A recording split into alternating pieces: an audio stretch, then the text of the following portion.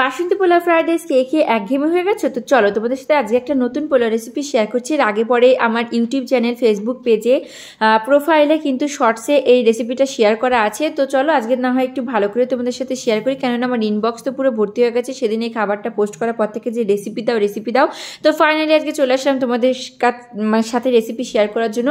এখানে দেখতে পাচ্ছ আমি 1 বাটি পরিমাণ গোবিন্দভোগ চাল নিয়েছিলাম। ভালো করে চালটাকে ধুয়ে এখানে চালটাকে একটু ছড়িয়ে নিচ্ছি থালের মধ্যে, কেননা যে কোনো পোলাওয়ের ক্ষেত্রে চাল যত বেশি ধোবে তত বেশি পোলাওটা কিন্তু ঝরঝরে হবে, লেগে যাওয়ার চান্সটা কম থাকবে।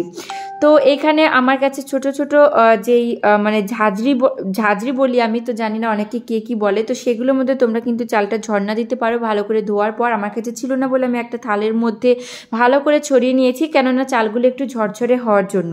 তারপর ফ্রিজে আমার মাংস ছিল, মানে চিকেনটাকে বের করে আমি নর্মাল জলের মধ্যে রেখে দিলাম নর্মাল অবস্থায় আসার জন্য। ততক্ষণে আমি একটু সব কিছু গুছিয়ে গেছিয়ে নিচ্ছি। এখানে আমি পেঁয়াজ কেটে নিচ্ছিলাম, তো আমি 3 থেকে 4টে পেঁয়াজ কেটে নেব।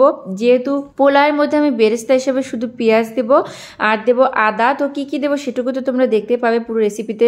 এখন না হয় না বললাম, যখন দেব তখন তোমরা দেখে নিও। আর মাংসের জন্য কিন্তু আমি পেঁয়াজ একবারে কেটে নিচ্ছিলাম, কেননা মাংসতেও দেব, সেই জন্য বারবার আর না করে যতক্ষণ পর্যন্ত ওইদিকে আমার মাংসটা মানে নর্মাল অবস্থায় আসছে আর চালটুকু ঝরঝরে হচ্ছে, ততক্ষণ আমি এগুলো সমস্ত কিছু কেটে কিন্তু রেডি করে নিচ্ছিলাম। আর এই পোলাওয়ের রেসিপিটা কিন্তু মানে পোলাওটা আমার বাবার খুব পছন্দ। রান্না করতে করতে বাবার কথা তো সেদিন খুব মনে পড়ছিল, রান্না করার পর খাওয়ার সময় বেশিরভাগ। তো আমার বাবা খুব পছন্দ করে খেতে, বাট আজকে আমার বরকে খাওয়ানোর পর আগে পরে ও খেয়েছে, বাট এত টেস্ট হয়েছিল কিন্তু আজকে ওর মুখে লেগে থাকার মতন বলেছে, তো ওর কাছেও কিন্তু এটা ফেভারিট হয়ে গেছে। যাই হোক, আমার পেঁয়াজ কাটা হয়ে গেছে গল্প করতে করতে। এখন আমি এই শুকনো ঝরঝরে চালগুলোর মধ্যে দিয়ে দিচ্ছি আদা বাটা, চিনি, স্বাদ মতো নুন আর ঘি দিয়ে ভালো করে ওটাকে চালগুলোকে মাখিয়ে রাখবো। তারপরে যে কড়াইয়ের মধ্যে সাদা তেল দিয়েছি, এখানে কিন্তু কোনো তোমরা সর্ষের তেল ইউজ করবে না, সবটাই সাদা তেল আর ঘি দিয়ে। তো দেখো আমি সাদা তেলের মধ্যে কিন্তু পেঁয়াজ দিয়ে বেরেস্তা করে নিচ্ছিলাম। একটু লালচে বাদামি কালার হয়ে আসলে বেরেস্তাগুলোকে নামিয়ে নেব। তো এই অবস্থায় আসলাম, এগুলোকে নামিয়ে নেব। বেরেস্তার মধ্যে কোনো রকম কোনো নুন দেবে না, যারা জানো তারা তো জানো, যারা জানো না তাদের জন্য বললাম। তারপর কড়াইয়ের মধ্যে গোটা গরম মশলা ফোড়ন দিলাম আর কাঁচা জিরে, আর দিয়ে দিচ্ছি কাজু বাদাম কিশমিশ। আমার কাছে ছিল না তখন, সেই জন্য আমি এটা দিতে পারিনি। তোমাদের কাছে থাকলে অবশ্য করে তোমরা অ্যাড করে দেবে। তারপর সেগুলো একটু ভাজা ভাজা হয়ে আসলে, মানে লালচে কালার হয়ে গেলে, সেই মানে মাখিয়ে রাখা চালটা দিয়ে দেবে। তো দেখো আমি চালগুলো কিন্তু দিয়ে দিচ্ছি। এখন ভালো করে চালটাকে আমি ফ্রাই করে নেব যতক্ষণ পর্যন্ত মানে চালটা ঝরঝরে একটা ভাজা ভাজা টাইপ না আসছে। তোমরা তো দেখতে পাবে যে ভাজা ভাজা টাইপ আসলে মানে কেমন হবে চালটুকু। এর মধ্যে দেখো আমি 4টে কাঁচা লঙ্কা দিয়ে দিয়েছিলাম চিড়ে, ব্যাস এইটুকুই। তোমরা চাইলে লঙ্কা অ্যাড করতেও পারো, নাও করতে পারো, যেহেতু লবঙ্গ দেওয়া আছে, বাট অ্যাড করলে একটু ভালো লাগে, ঝাল ঝাল লাগে।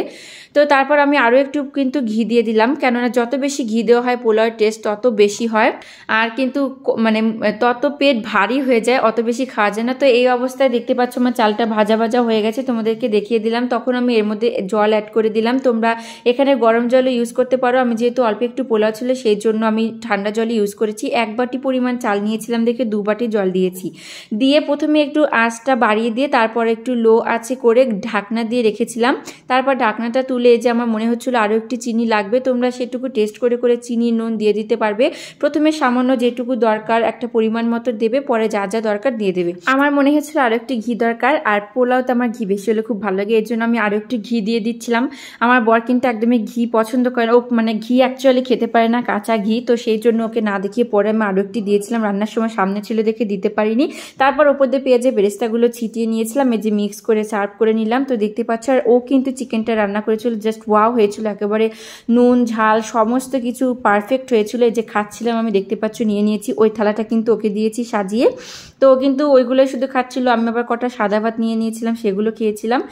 তো অবশ্যই করে তোমরা ট্রাই করো বাড়িতে, আর কমেন্ট করে জানিও ভিডিওর নিচে এসে বা আমার ইনবক্সে যে কেমন লাগলো তোমাদের আজকের রেসিপিটা, আর এরপর কেমন ভিডিও দেখতে চাও সেটাও কিন্তু কমেন্ট করে জানিও। আর তোমরা কে কোথা থেকে দেখছো ভিডিওটা সেটাও কমেন্ট করে জানিও। তো চলো আমি খেতে থাকি আজকের মতন এই ব্লগটা এইটুকুই। দেখা হবে আবার নেক্সট ব্লগে, আর তোমরা অবশ্যই করে কিন্তু বাড়িতে ট্রাই করো, আর কেমন লাগলো সেইটা কমেন্ট করে জানিও। চলো আজকের মতো তাহলে টাটা।